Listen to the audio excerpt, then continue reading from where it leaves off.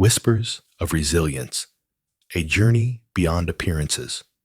In a small town nestled in Colorado's mountains, the evening air was crisp and still.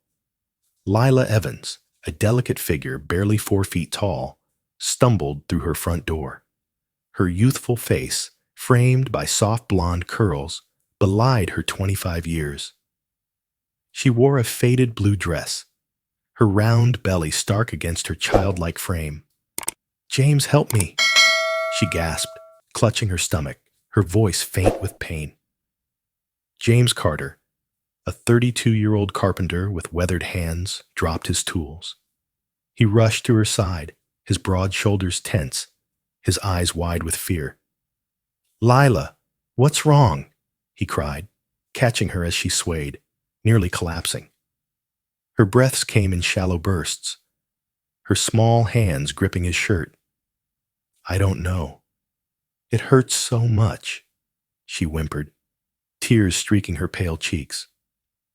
James scooped her up, her slight weight barely registering in his strong arms. He bolted outside, shouting, "Someone call an ambulance, now!" A neighbor, Mr. Ellis, poked his head out, his face paling at the sight. "She's in labor," James yelled, his voice raw as he carried Lila to his truck. Mr. Ellis fumbled for his phone, dialing 911, his hands shaking. James laid Lila gently in the passenger seat, her moans piercing the quiet night. He jumped behind the wheel, the engine roaring to life as he sped toward the hospital. "Lila, hang on, we're almost there," he said, his voice steady despite his panic. Her head lolled against the window, her eyes fluttering, pain overwhelming her. The hospital loomed ahead, its lights a beacon in the darkening dusk. James screeched to a stop at the ER entrance, leaping out to yell for help. "Please, she's in labor. She needs a doctor," he shouted, his voice echoing. Nurses rushed out, their faces tightening as they saw Lila's tiny frame. They slid her onto a stretcher, wheeling her inside with practiced urgency. James tried to follow, but a nurse stopped him, her hand firm on his chest. "Sir, wait here. We'll take care of her," she said, her tone kind but unyielding. "She's my friend. I can't leave her," James pleaded, his voice breaking. "We'll update you soon," the nurse promised, disappearing behind the doors. James sank into a chair, his head in his hands, the waiting room buzzing around him.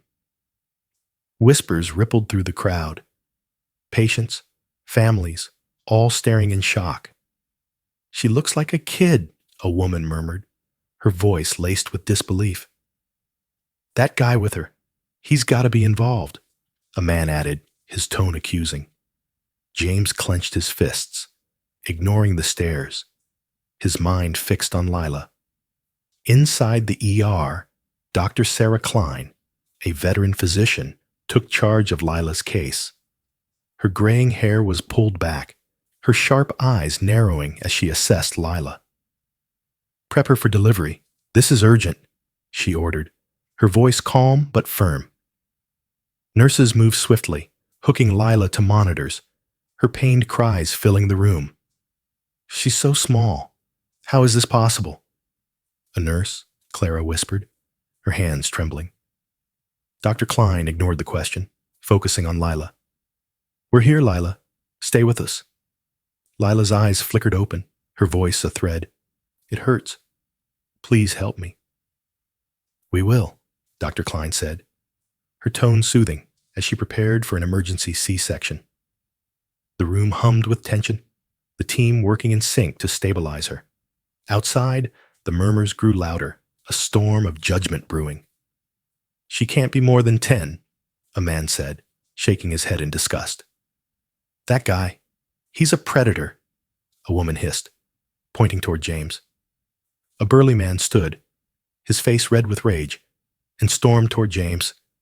"You sick bastard! What did you do to her?"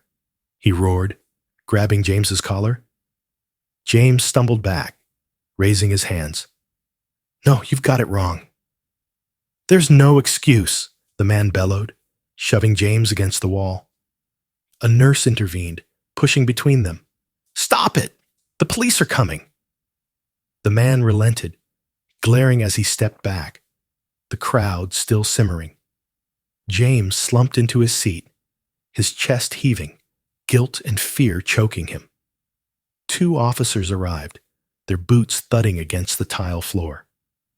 James Carter? One asked, his voice stern as he approached. Yes, that's me, James said, standing, his hands trembling slightly. We need you to come with us, the officer said, his tone leaving no room for argument. But Lila, she needs me here, James protested, his eyes pleading. We'll sort this out at the station, the second officer replied, guiding him away. The crowd watched, their whispers sharp as knives, condemning him with every step. At the station, James sat in a stark interrogation room, the air cold and heavy. Detective Maria Torres entered, her dark eyes piercing as she sat across from him. I'm Detective Torres, she said, flipping open a notepad. Tell me about Lila. James took a shaky breath. She's not a child. She's 25. She's my woodworking student. Torres raised an eyebrow, skepticism etched on her face. She looks 9. She has a condition, hypopituitarism, James explained, his voice steadying. It stunts her growth, makes her look young, but she's an adult, he continued. Torres leaned back, crossing her arms. That's a hell of a story, Mr. Carter. It's the truth, James insisted. She was teaching me today when she collapsed. Why didn't she tell anyone? Torres pressed, her tone unrelenting. She's private. She doesn't like pity, James said. Please, just check her records. Torres scribbled a note. We will. But until then, you're staying here. James nodded, resigned, his thoughts on Lila and the chaos he'd left behind. Back at the hospital, Dr. Klein made the incision, her hand steady despite the shock. Lila's vitals stabilized as the team worked, the baby's cries soon piercing the air. It's a girl, Dr. Klein announced, lifting the newborn for a moment. Nurses whisked the baby away to clean her, relief washing over the room. Dr. Klein focused on Lila, noting her fully developed organs. Adult, not childlike. This isn't a child's body, she murmured, her mind racing with questions. What's happening, doctor? Clara asked, her voice hushed with awe. She's not 9. Her insides tell a different story, Dr. Klein replied, stunned. The surgery finished, Lila was moved to recovery, her small form still fragile. Hours later, she stirred, her eyes blinking open to the soft beeping of monitors. A nurse, Emma, stood by, holding the baby wrapped in a pink blanket. Lila, your daughter's healthy, Emma said, offering a gentle smile. Lila reached out weakly, tears welling as she took the baby in her arms. She's beautiful, she whispered, her voice trembling with love and exhaustion. Lila, we need to understand your condition, Dr. Klein said, entering the room. Lila nodded, cradling her daughter. I have hypopituitarism. It stops my growth. Dr. Klein's eyes widened slightly. That explains it. We'll need your medical history. Of course, Lila said. But please, James didn't do anything wrong. Dr. Klein frowned. He's with the police. They think he's responsible. No, Lila cried, her voice rising. He's my student. He saved me. I'll call them, doctor, Klein said, stepping out to contact the authorities. At the station, Torres received the call, her expression shifting as she listened. She returned to James, uncuffing him. Lila's awake. She backs your story. James exhaled, relief flooding him. Can I see her? Soon, Torres said. We're verifying her records, but you're free for now." James nodded, gratitude washing over him, though worry still gnawed at his heart. Back at the hospital, Lila held her daughter, whispering, "We're okay, little one."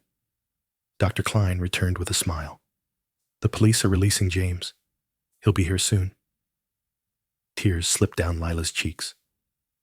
"Thank you, doctor, for everything." James arrived an hour later, his face lighting up as he saw Lila and the baby. "Lila, you're safe," he said, rushing to her side, his voice thick with emotion. "Thanks to you," she replied, smiling weakly. "Meet our little girl." James hesitated, then grinned. "She's perfect, like her mom." "I've been hiding so much," Lila admitted, her voice soft. "My ex, he left me." James's brow furrowed. "Left you? Why?" "My condition," she said, tears falling. "His family thought I was a freak." "You're not," James said fiercely. "You're incredible, Lila." She looked at him, hope flickering. "You've always seen me for me." "I have," he said, taking her hand. "And I'd like to keep seeing you, if you'll let me." Lila squeezed his hand, a shy smile breaking through. "I'd like that." Days passed, Lila recovering under the hospital's watchful care. James stayed close, bringing books, flowers, helping with the baby, named Rose. Nurses marveled at their bond, whispering, "He's devoted, such a rare thing." One afternoon, an older patient, Mrs. Reed, approached as James pushed Lila's wheelchair. "You two are a blessing to watch," she said, her eyes warm. "True love shines through." "Thank you," Lila said, leaning on James. "We found strength in each other." Mrs. Reed nodded. "Hold on to that. It'll carry you far." Weeks later, they left the hospital. Rose cradled in Lila's arms, James at her side. Reporters swarmed, cameras flashing. "Lila, how do you feel?" one shouted. "Grateful," she said, her voice clear. "For James, for the doctors, for my daughter." "James, what's next for you two?" another asked, microphone thrust forward. He smiled, arm around Lila. "A new start? Together." They settled into a quiet life, Rose growing strong, their love deepening. Years later, on a golden summer evening, they sat on their porch, Rose playing nearby. "She's a wonder," James said, watching her chase butterflies. "She gets it from you," Lila teased, her eyes bright with love. "No, from you," James countered, kissing her hand. "You're my strength, Lila, and you're mine," she said, resting her head on his shoulder. Rose ran up, giggling, a flower in hand. "For you, Mommy," Lila laughed, pulling her close. "Thank you, sweetheart." James wrapped his arms around them both, the sunset painting their world in warmth. Their story, a tale of misunderstanding, resilience, and unshakable love, lived on. Through trials, they proved that appearances fade, but hearts endure. If you like this story, please give it a like. Subscribe to our channel. Your support keeps us sharing tales like this. We're so grateful. See you soon.